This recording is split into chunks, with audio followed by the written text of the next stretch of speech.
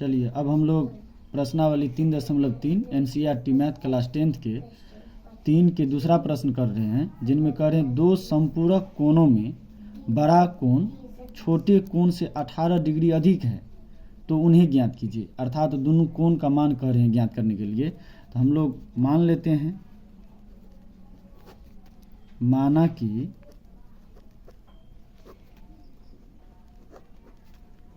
पहला कोण x तथा दूसरा कोण y हो तो सवाल में दिया है कि दोनों कोणों में ये संपूरक कोण है। अर्थात संपूरक कोण कहते किसे हैं? जिन दो कोणों का योग 180 डिग्री होता है उसे संपूरक कोण कहते हैं। तो इन दोनों में भी सवाल में दिया है कि एगो 18 डिग्री अधिक है। अर्थात अगर हम x में से y को घटा देंगे तो 18 डिग्री बचेगा, क्योंकि कह रहे थे एगो कोण 18 डिग्री अधिक है। तो मान लीजिए x वाले बड़ा कोण था, y वाले छोटा कोण था, तो x में से y घटाएंगे तो 18 डिग्री बचेगा। इसे बना लेते हैं समीकरण पहला।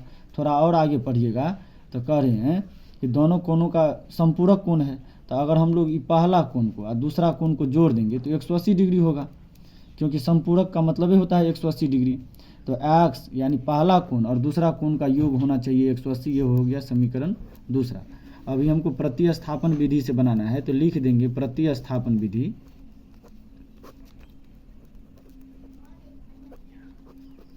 प्रतिस्थापन विधि जिनमें समीकरण पहला से लिख देते हैं, पहला से। इसमें होता क्या है, प्रतिस्थापन विधि में हम लोगों को 3 समीकरण बनाना पड़ता है। अर्थात x माइनस वाई बराबर जो 18 लिखे हैं, इसे हम लोग ऐसे भी लिख सकते हैं x बराबर 18 प्लस में y। इसे बना देते हैं समीकरण तीसरा। और x बराबर जो आया है 18 प्लस में y, इसे समीकरण दूसरा में रखने पर आप दोनों में से कोई भी समीकरण को तोड़ सकते हैं। चाहे इसे तोड़ के तीसरा बना लीजिए या इसे तोड़कर तीसरा बना लीजिए। अगर इसको तोड़कर तीसरा समीकरण बना रहे हैं तो वह मान इसमें रख दीजिए, या इसको तोड़ के बना रहे हैं तो इसमें रख दीजिए। तभी हम लोग समीकरण पहला को तोड़ के समीकरण तीसरा बनाए हैं, तो वही प्रश्न को हम लोग दूसरा में रख देते हैं। x का जो मान आया है 18 प्लस में y, ये मान समीकरण दूसरा में रख देते हैं। तो x के बदले में कितना है 18 प्लस में y, यहाँ पर है x प्लस y बराबर जो 180 है। तो अभी x का मान आया है कितना 18 प्लस में y, तो यहाँ पर लिख देंगे 18 प्लस में y, ये तो प्लस में पहले से समीकरण y था, बराबर 180। अब 18 अब प्लस में एगो y 2y हो गया, बराबर 180। यहाँ 18 प्लस में इस साइड है, उस साइड जाएगा तो माइनस में आएगा, यानी 2y बराबर 180 माइनस 18। तो लिख सकते हैं 2y बराबर 180 में से 18 घटाएंगे तो ये बच जाएगा आपको 162 डिग्री।